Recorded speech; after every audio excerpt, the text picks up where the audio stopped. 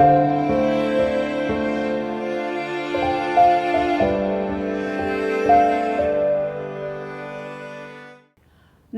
मैं हूं अनुराधा प्रसाद। बिहार फिर से चुनाव की दहलीज पर खड़ा है। पिछले 20 साल से सूबे की मुख्यमंत्री की कुर्सी पर नीतीश कुमार जमे हुए हैं। उनकी सरकार ने अगले 5 साल में 1 करोड़ नौकरियां और रोजगार पैदा करने का ऐलान किया है।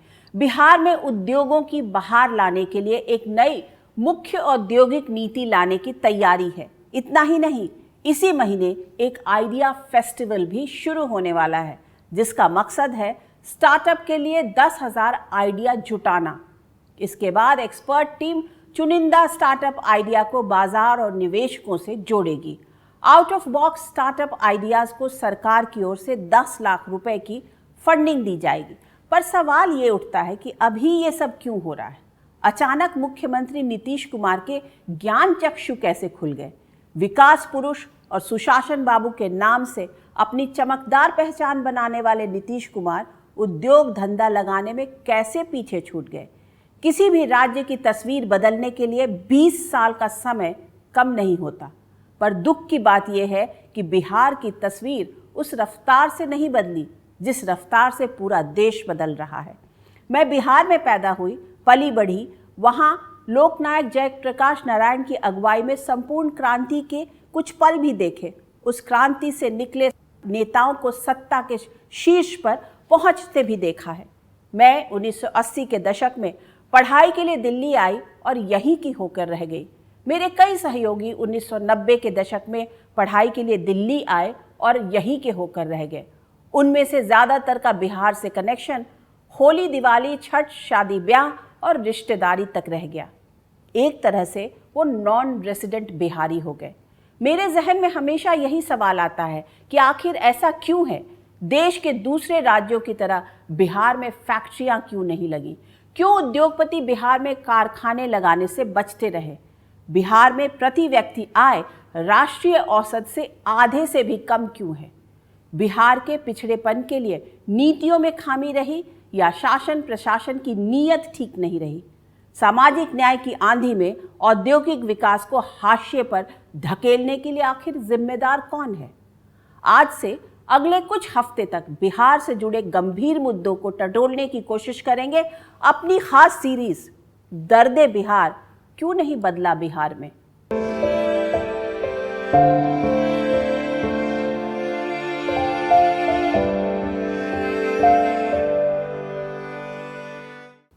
बिहार की मिट्टी में पैदा हर शख्स इस बात पर गर्व करता है कि ये धरती महान चक्रवर्ती सम्राट अशोक की है, बुद्ध के ज्ञान की है, विज्ञान की धरती है, आर्यभट्ट की धरती है। इसी धरती से चाणक्य ने दुनिया को कूटनीति और राजनीति का पाठ सिखाया। इसी बिहार की धरती के एक हिस्से में पहली बार गणतंत्र और लोकतंत्र का अंकुर फूटा। विक्रमशिला और नालंदा विश्वविद्यालय ने दुनिया को आधुनिक यूनिवर्सिटी की राह दिखाई। बिहार के चंपारण की धरती से ही महात्मा गांधी ने अंग्रेजों के खिलाफ सत्याग्रह की शुरुआत की। लेकिन बिहार का पुराना गौरव कहाँ खो गया? आखिर ऐसा क्यों है कि भारत में प्रति व्यक्ति आय 1,84,000 रुपए है, तो बिहार में प्रति व्यक्ति आय 66,828 रुपए, मतलब देश के प्रति व्यक्ति आय से 40% से भी कम। बिहार में रहने वाले ज़्यादातर लोगों का एक बड़ा दर्द ये भी है कि आखिर उनकी कमाई देश के दूसरे हिस्सों की तुलना में इतनी कम क्यों है?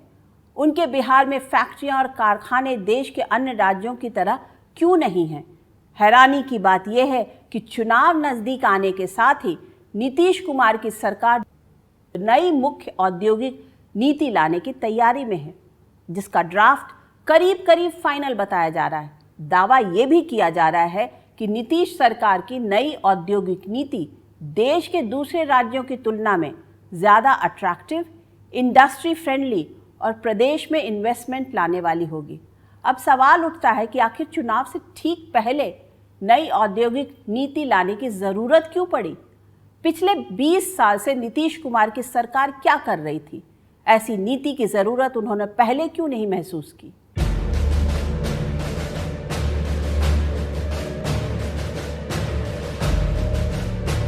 हमारा संकल्प है आने वाले समय में जैसे पश्चिमी भारत में मुंबई है, वैसे ही पूरब में मोतीहारी का नाम हो। जैसे अवसर गुरुग्राम में है, वैसे ही अवसर गया जी में भी बने। पुणे की तरह पटना भी, वहां भी औद्योगिक विकास हो।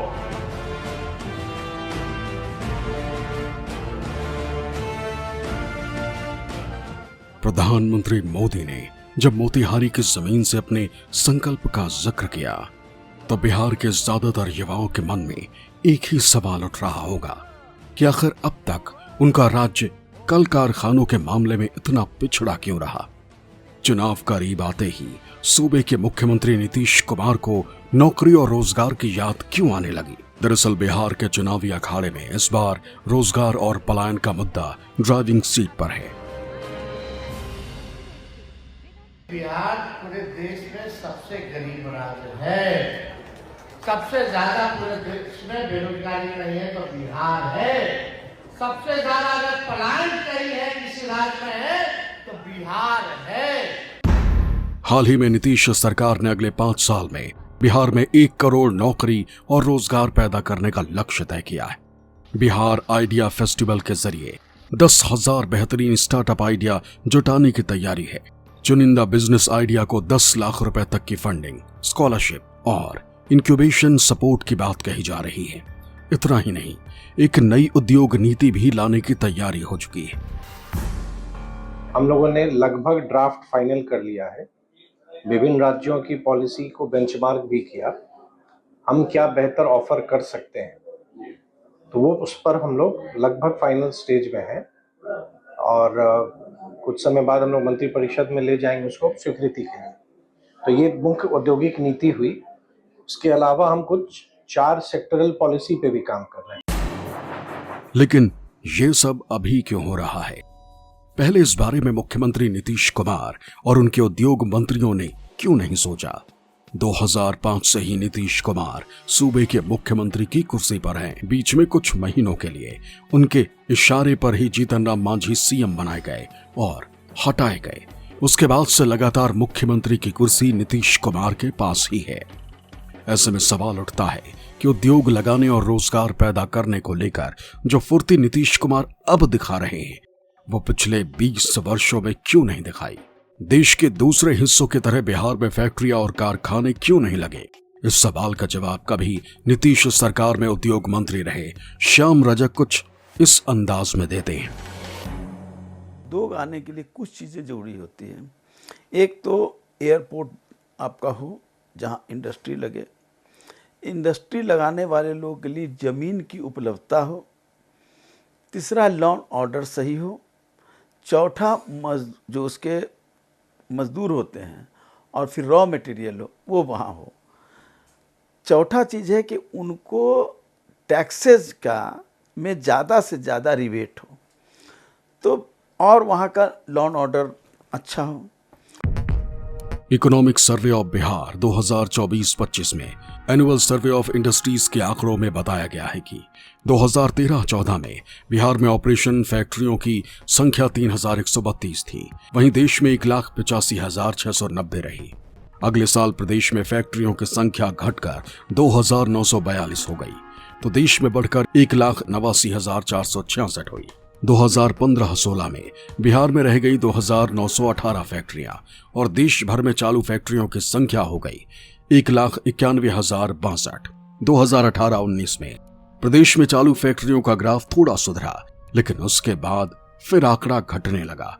2021-22 में सूबे में चालू कारखानों की संख्या घटकर 2,779 रह गई। वहीं देश में यह संख्या 2,576,000 पर पहुंच गई। नीतीश सरकार में मौजूदा उद्योग मंत्री नीतीश मिश्रा दलील दे रहे हैं कि बिहार तेजी से बदल रहा है, गुलाबी तस्वीर दिखाई जा रही है कि अगले कुछ वर्षों में उद्योग धंधों के मामले में बिहार कहां से कहां पहुंच जाएगा। केंद्र सरकार ने बिहार को पहला इंडस्ट्रियल टाउनशिप दिया है जो गया जी में आने वाला है, इंटीग्रेटेड मैन्युफैक्चरिंग क्लस्टर IMC। उसको डेवलपमेंट का काम हम लोगों ने प्रारंभ कर दिया है। बिहार को कभी भी स्पेशल इकोनॉमिक जोन नहीं मिला था, तो केंद्र सरकार के माध्यम से 2 स्पेशल इकोनॉमिक जोन, एक बेतिया के कुमारबाग में और बक्सर के नावानगर में। तो अब बिहार को मैं मानता हूं कि अपने देश का प्रमुख ग्रोथ इंजन के तौर पर उभर के अब बिहार आ रहा है। बिहार के लोग हैरान हैं कि क्या वाकई गया जी में गुरुग्राम जैसे रोजगार के अवसर मिलेंगे। कारोबारी मिजाज में मुंबई को टक्कर देने लगेगा मोतिहारी। क्या बिहार के हर क्षेत्र में इतने औद्योगिक पार्क खोल जाएंगे कि वहां के युवाओं को रोजगार के लिए किसी दूसरे राज्य में जाने की जरूरत नहीं पड़ेगी। वो महीना सितंबर का था और साल 2020 का। बिहार में विधानसभा चुनाव के लिए प्रचार अभियान जोरों पर था। उसी दौर में नीतीश कुमार ने एक बयान दिया। उन्होंने कहा कि ज्यादातर उद्योग समुद्र के किनारे के राज्यों में लगते हैं। हम लोगों ने बहुत कोशिश की। नीतीश कुमार शायद ये बात भूल गए थे कि पंजाब, हरियाणा, मध्य प्रदेश और राज्य भी, जैसे राज्य जो समुद्र के किनारे नहीं बसे, फिर भी वहाँ फैक्ट्री और कारखानों की बहार है। नीतीश सरकार में मौजूदा उद्योग मंत्री नीतीश मिश्रा का दावा है कि बिहार तेजी से बदल रहा है, यहाँ तेजी से नए कारखाने खुल रहे हैं। नीतीश सरकार में फरवरी 2021 से लेकर अगस्त 2022 तक यानी करीब 1.5 साल उद्योग मंत्री की जिम्मेदारी संभालने वाले शाहनवाज हुसैन कहते हैं कि जब मुझे बिहार में उद्योग मंत्री बनाया गया था तो लोग कहते थे कि जब बिहार में उद्योग ही नहीं है तो किस बात के उद्योग मंत्री। शाहनवाज हुसैन का दावा है कि उन्होंने जो शुरुआत की उसका रिजल्ट अब सामने आने लगा है। ऐसे में सवाल उठता है कि नीतीश कुमार तो 2005 से ही बिहार के CM बन गए थे, फिर 2021 तक बिहार उद्योगों के मामले में पिछड़ा क्यों रहा।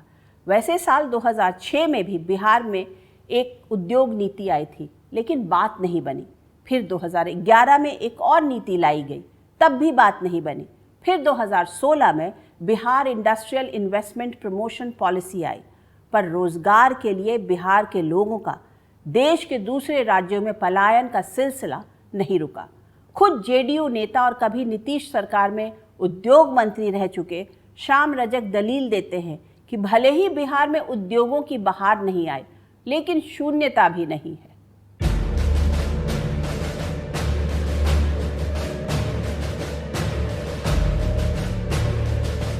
साल 2006 में सूबे में उद्योगों को बढ़ावा देने के लिए बिहार इंडस्ट्रियल इंसेंटिव पॉलिसी लाई गई।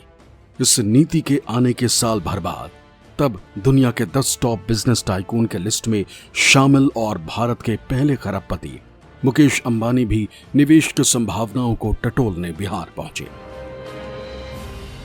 नीतीश जी जब पहले टर्म में आए थे तो बिल गेट्स भी आया था, अंबानी भी आया था, बहुत सारा प्रॉमिस भी हुआ था। उस वक्त 40,000 करोड़ का अंबानी ने उनके घर पे आके बोला था, लेकिन वो मेटेरियलाइज नहीं कि वो धरती पे नहीं आई। शुरुआती दौर में छोटे बड़े कारोबारियों ने बिहार में उद्योग लगाने और निवेश में दिलचस्पी दिखाई, लेकिन सूबे की तस्वीर नहीं बदली। दरअसल नीतीश सरकार ने अपनी बिहार इंडस्ट्रियल इंसेंटिव पॉलिसी 2006 में जो वादा किया था वो कारोबारी घरानों को जमीन पर पूरा होता नहीं दिखाई दे रहा था। इंफ्रास्ट्रक्चर की पहले से कमी थी, कानून व्यवस्था पूरी तरह काबू में नहीं था, अफसरों का उद्योगों को लेकर उदासीन रवैया, वादे के मुताबिक भूमि अधिग्रहण नहीं हुआ, सरकारी सब्सिडी देने में अड़ंगेबाजी। यहाँ बड़े पैमाने पर पलायन हुआ, उद्योगपतियों का, बिजनेसमैन का पलायन हुआ। क्यों हुआ? कि उनकी जान माल की सुरक्षा नहीं है। तो ये प्राइमरी कंडीशन है। दूसरी प्राइमरी कंडीशन है कि उनके लिए जो फैसिलिटेशन होना चाहिए सरकार के स्तर पर वो नहीं हुआ। ब्यूरोक्रेसी यहाँ फ्यूडल ब्यूरोक्रेसी है, वहाँ पर भ्रष्टाचार व्याप्त है शासन में, प्रशासन में। वो उद्योगपति वहाँ जाना पसंद नहीं करते। मैं आपको दुख के साथ कहना चाहता हूँ, यहाँ के मुख्यमंत्रियों को, उप मुख्यमंत्रियों को, मंत्रियों को जो उद्योग संघों में आने की फुर्सत नहीं है। वो जात की रैली करेंगे गांधी मैदान में, वहाँ एड्रेस करेंगे, जात और धर्म के नाम पर वोट बटोरेंगे, लेकिन उद्योगपतियों से मिलने का समय उनके पास नहीं है। पिछली उद्योग नीति की कमियों को दुरुस्त करने के मकसद से कुछ सुधारों के साथ 2011 में एक नई उद्योग नीति लाई गई, लेकिन इसका भी खास फायदा नहीं दिखा। फिर 2016 में एक और उद्योग नीति लाई गई। नीतीश सरकार सूबे में उद्योगों को बढ़ावा देने के लिए नीति पर नीति तो ला रही थी, लेकिन बिहार की जमीन पर फैक्ट्रियों की बहार नहीं दिख रही थी। बाहर नहीं आ पाए, लेकिन जहां शून्यता था वो शून्यता से ऊपर ग्राफ बढ़ा। और आप फतवा इंडस्ट्री में जाइए, चाहे आप मुजफ्फरपुर में जाइए, चाहे बीटा में जाइए, तो कुछ ना कुछ इंडस्ट्री लगे। दूसरा चीज़ मैं आपको बता देता हूँ कि यहाँ पर एग्रीकल्चर बेस्ड इंडस्ट्री का सबसे सफल हो सकता है। फैक्ट्री के लिए जमीन अधिग्रहण से लेकर ब्यूरोक्रेसी के अरंगेबाजी दूर करने का रास्ता भी निकालने की कोशिश हुई। सिंगल विंडो क्लियरेंस का रास्ता खोला गया। एक नई एग्जिट नीति लागू की गई, जिसमें उद्योगपतियों को बंद कारखानों की जमीन ब्याज को वापस सौंपने और पहले से जमा लीज राशि वापस लेने की व्यवस्था बनाई गई। हैरानी की बात यह है कि बिहार जैसे अपार संभावनाओं वाले राज्य में जितने MOU साइन हो रहे हैं, जितने बिजनेस प्रस्ताव आ रहे हैं, उसमें से कितने उद्योग लग रहे हैं। एक अनुमान के मुताबिक साल 2019-20 में 248 प्रस्ताव आए, जिसमें से 89 उद्योग लगे। 2020-21 में 284 प्रस्ताव आए, उद्योग लगे 53। 2021-22 में 579 प्रस्ताव आए, उद्योग लगे 72। 2022-23 में 430 प्रस्ताव आए, उद्योग लगे 83। 2023-24 में 393 प्रस्ताव आए, उद्योग लगे 88। बिहार की जो औद्योगिक नीति बनी थी, नीतीश कुमार जी जब मुख्यमंत्री बने तभी से उन्होंने बहुत प्रयास किया, लेकिन बहुत सारे उद्योग नहीं आ पाए बिहार में, ये सही है। लेकिन जब नीतीश कुमार जी के नेतृत्व में सरकार थी और बिहार में मुझे उद्योग मंत्री का जिम्मा मिला, तो हमने बिहार की जो औद्योगिक नीति है उसको बेस करके कई नीति बनाई, जिसमें इथेनॉल पॉलिसी थी, लॉजिस्टिक पॉलिसी थी, जिसमें टेक्सटाइल और लेदर पॉलिसी थी। उसका लाभ ये हुआ है कि जो लोग बिहार के बारे में एक फैशन बन गया है, बिहार में उद्योग नहीं है, बिना ज़मीन पर गए हुए लोग इस तरह की बयानबाजी कर देते हैं, जबकि बिहार में आज इथेनॉल इंडस्ट्री जो है वो देश में नंबर 1 बिहार है। बिहार के मौजूदा उद्योग मंत्री से लेकर पूर्व उद्योग मंत्री तक दलील दे रहे हैं कि अगले 5 साल में बिहार में उद्योगों की बहार आ जाएगी। हालिया आंकड़ों का हवाला दिया जा रहा है कि अब बिहार में 1000 करोड़ रुपए से ऊपर के प्रोजेक्ट आ रहे हैं। आज की तारीख में food processing, manufacturing, ethanol, textile, plastic, health care और रिन्यूएबल एनर्जी में बिहार में उद्योग लग रहा है। गया का डोभी और पटना का भेटा भी उद्योग के केंद्र बन रहे हैं। मार्च 2024 तक बिहार में 586 स्टार्टअप थे, जो साल भर में बढ़कर 1522 हो गए। 2016 के बाद की 915 चालू यूनिट में 10,415 करोड़ का निवेश है, जिनमें 41,816 लोगों को रोजगार मिला हुआ है। लेकिन आज भी बिहार में जितने उद्योग प्रस्ताव आ रहे हैं, उसकी तुलना में फैक्ट्रियां बहुत कम खड़ी हो रही हैं।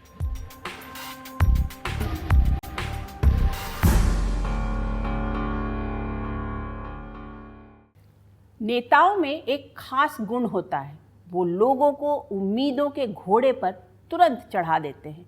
चुनावी बयार के बीच बिहार के लोगों को बताया जा रहा है कि 2025 से 2030 के बीच प्रदेश के हर हिस्से में नई फैक्ट्रियां, कारखाने और छोटे बड़े उद्योग लग जाएंगे। रोजगार के लिए दूसरे राज्यों में जाने की ज़रूरत नहीं पड़ेगी। बिहार में सत्ता संभाल रहे लोग दलील दे रहे हैं कि अब जाकर उद्योगों के लिए इकोसिस्टम तैयार हुआ है। गयाजी में बिहार की पहली इंडस्ट्रियल टाउनशिप बनेगी, 2 स्पेशल इकोनॉमिक जोन बनेगा। ऐसे में ये सवाल उठाना लाजमी है, जब पिछले 20 साल में उद्योगों की बहार नहीं आई, तो क्या गारंटी है कि अगले 5 वर्षों में बिहार उद्योग धंधों के मामले में टॉप गियर में दौड़ने लगेगा। अब जरा बिहार के औद्योगिक विकास को आंकड़ों के चश्मे से देखने की कोशिश करते हैं। इकोनॉमिक सर्वे ऑफ बिहार 2024-25 में सूबे में चल रही फैक्ट्रियों की स्थिति का जिक्र है। जिसके मुताबिक साल 2022-23 में बिहार में कुल 3,307 फैक्ट्रियां थीं, जिनमें से 2,782 चालू थी। वहीं 2022-23 में देश भर में 2,65,523 फैक्ट्रियां ऑपरेशनल थी। इस आंकड़े को थोड़ा और आसान भाषा में समझते हैं। हमारे देश की आबादी में बिहार की हिस्सेदारी करीब 9% है, जबकि देश भर में चालू फैक्ट्रियों में बिहार की हिस्सेदारी सिर्फ 1.34% है। और प्रति व्यक्ति आय के मामले में भी बिहार के लोग बहुत पीछे हैं। अगर बिहार में बदलाव की आंधी चल रही है, नए औद्योगिक क्षेत्र खड़े हो रहे हैं, तो बिहार के युवा हर साल लाखों के तादाद में रोजगार के लिए दूसरे राज्यों में क्यों जा रहे हैं? एक आंकड़े के मुताबिक बिहार के 2,90,00,000 लोग रोजगार के लिए दूसरे राज्य में रह रहे हैं। इसमें से दिल्ली में 19.34%, झारखंड में 14.12%, पश्चिम बंगाल में 13.65%, महाराष्ट्र में 10.55%, यूपी में 10.24%, हरियाणा में 7.06%, पंजाब में 6.89%, गुजरात में 4.79%। ये कह देना कि बिहार के लोग बाहर जा रहे हैं, तो बाहर जा रहे हैं तो अपॉर्चुनिटी मिलेगी। अगर दिल्ली में मिलेगी तो दिल्ली में जाएंगे, बिहार के लोगों को लंदन में मिलेगी तो लंदन में जाएंगे, अमेरिका में मिलेगी सिलिकॉन वैली में तो वहाँ जाएंगे, और चांद पे मिलेगी तो चांद पे जाएंगे। अपॉर्चुनिटी में बिहार के डीएनए में है। बिहार के लोग कभी भी, जो हमने तो गयाना, सूरीनाम, मॉरिशस तक हम लोग काम करने गए, आज वहाँ राजा बन के हम लोग बैठे हुए हैं। वाकई जिसे जहां बेहतर अवसर मिलेगा वहां रोजगार के लिए जाएगा। अगर इस दलील को मान लिया जाए तो महाराष्ट्र, गुजरात, पंजाब या हरियाणा से कितने प्रतिशत लोग बेहतर अवसर की तलाश में बिहार पहुंचते हैं?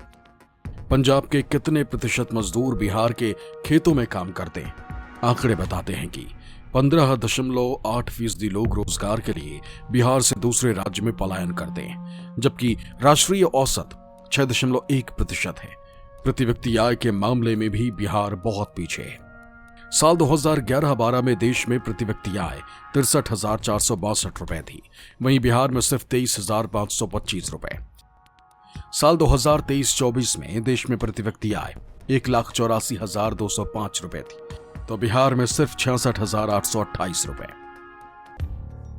पिछले कुछ दशकों में बिहार में पढ़ाई लिखाई का स्तर गिरा है, जिससे सूबे के हर साल करीब 5 लाख युवा पढ़ाई के लिए देश के दूसरे हिस्सों का रुख करते हैं, जो नामी सरकारी या प्राइवेट यूनिवर्सिटी में दाखिला लेते हैं। ऐसे में सवाल उठता है कि महाराष्ट्र की सिम्बोसिस और DY Patil medical college, Karnataka की मणिपाल यूनिवर्सिटी, तमिलनाडु की Vellore institute of technology, Rajasthan की बिट्स पिलानी, यूपी की एमआईटी, गलगोटिया और शारदा यूनिवर्सिटी जैसे प्रोफेशनल कोर्स के लिए बिहार में प्राइवेट संस्थान या यूनिवर्सिटी क्यों नहीं खुले? बिहार के संसाधनों के बाहर जाने और प्रतिभा पलायन के लिए कौन जिम्मेदार है? वहां से निकलकर लोग देश के दूसरे हिस्सों में बिजनेस में झंडा गाड़े हुए हैं, लेकिन पिछले कई दशकों से बिहार की आबो हवा कुछ ऐसी रही है, जिसमें दूसरे राज्यों में वर्षों रहते शोहरत और दौलत कमा चुके ज्यादातर बिहारी वापस लौटने, फैक्ट्री या यूनिवर्सिटी लगाने में हिचकते हैं। आज की तारीख में दावा किया जा रहा है कि बिहार इथेनॉल इंडस्ट्री में नंबर 1 है। सूबे में 2011 में ब्रिटानिया ने अपनी पहली फैक्ट्री लगाई थी और 2023-24 में दूसरी फैक्ट्री भी खड़ी हो गई है। बेगूसराय में पेप्सी की एक यूनिट शुरू हो गई है और दूसरा प्लांट बक्सर में तैयार है। अब बिहार के लोगों को रोजगार के लिए बाहर नहीं जाना पड़ेगा। पर सच तो ये है कि रोजगार के लिए बिहार के 2,90,00,000 लोग देश के दूसरों हिस्सों में रह रहे हैं। सत्ता पक्ष से जुड़े लोग दलील देते हैं कि ये पलायन नहीं, बेहतर अवसर का तलाश है, जिसमें बिहार के लोग हमेशा आगे रहे हैं।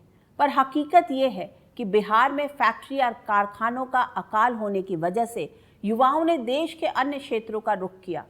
फैक्ट्री और कल कारखानों की स्थापना के लिए इकोसिस्टम तैयार करने की जिम्मेदारी राज्य की है।